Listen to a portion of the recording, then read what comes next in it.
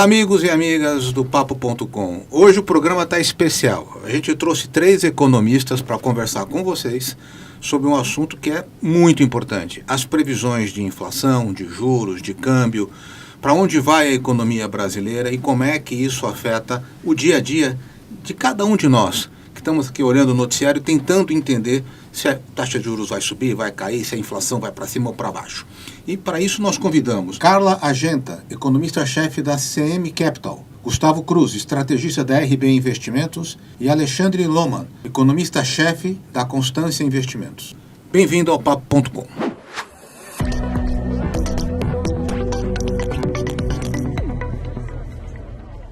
Gente, eu queria começar aqui a nossa conversa de hoje tentando entender um pouco do cenário econômico brasileiro. A gente está vivendo um momento assim mais tenso, estamos com 1 ano e meio de governo e as coisas estão um pouco conturbadas. Então, como é que vocês estão vendo hoje o momento econômico e quais são os desafios que a gente tem pela frente? Queria começar com você, Carla. Claro. Bom, acho que quando a gente fala de economia, uma das funções principais dos economistas é se afastar dos movimentos de curto prazo e identificar as diretrizes estruturais que fazem com que a economia evolua ao longo do tempo. Nesse contexto, se nós olharmos sob uma ótica um pouco mais distante, o que tem acontecido recentemente, a gente consegue ver que algumas medidas importantes foram implementadas ao longo dos últimos anos. E dos últimos anos eu falo aí de uma janela de 6, 7 anos.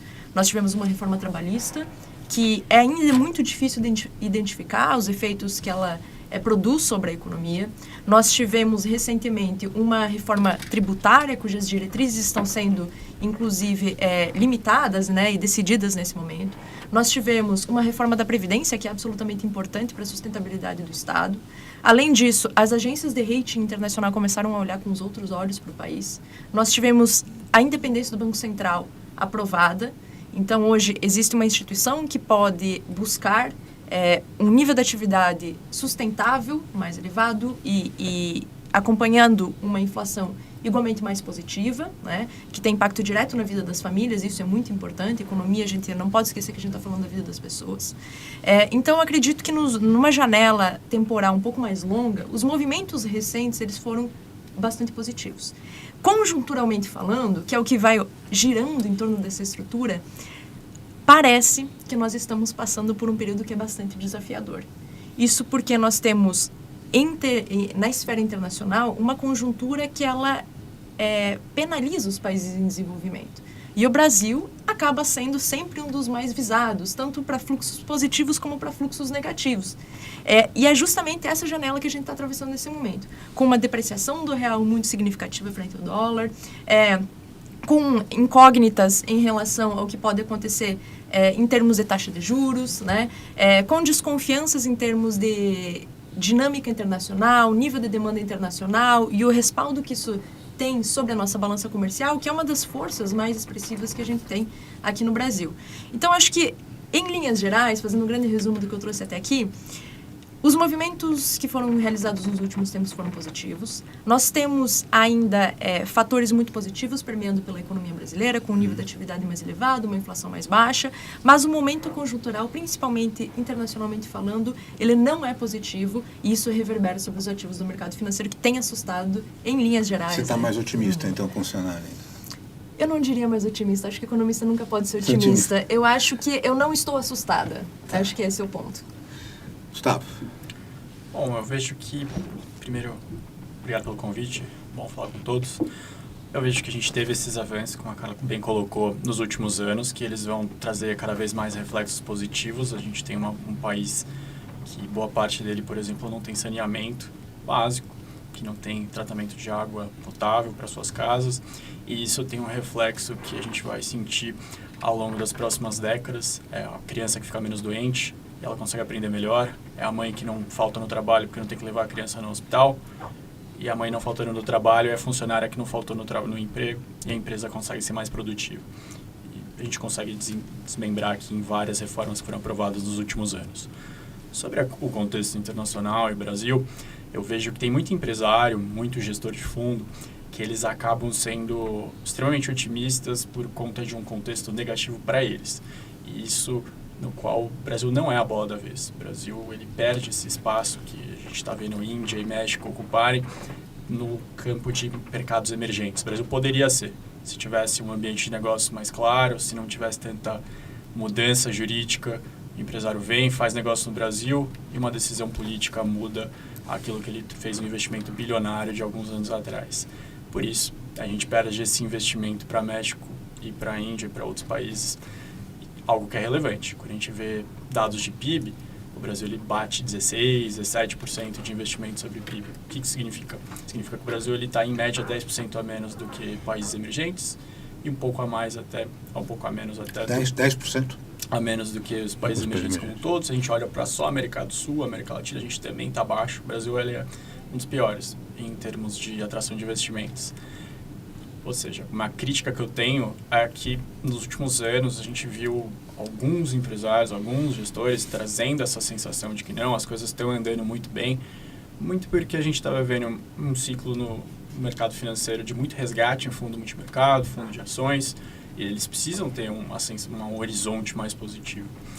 Para esse curto prazo, o ano passado, a gente teve essa divisão entre aqueles que conseguiam enxergar, como a Carla colocou, o que foi aprovado nos últimos anos e vai trazer melhoras, mas também um excesso de otimismo de alguns que estavam sangrando muito e preocupados. Empresários do setor de varejo, por exemplo, por conta de todo o desequilíbrio da parte da pandemia. Você está um pouco mais preocupado, porque eu estou vendo aí, né? Não, eu só acho que tem... É um economista aqui, ele é mais economista mais pessimista, mas tudo bem, mas é uma visão interessante, quer dizer, porque você colocou aqui um ponto importante. Alexandre, qual é a visão que você tem aí desse momento que a gente está vivendo? Então, eu concordo com o que foi dito aqui, que teve várias melhoras se você considera o longo prazo. Considerando os mercados, a gente está entrando numa fase agora um pouquinho de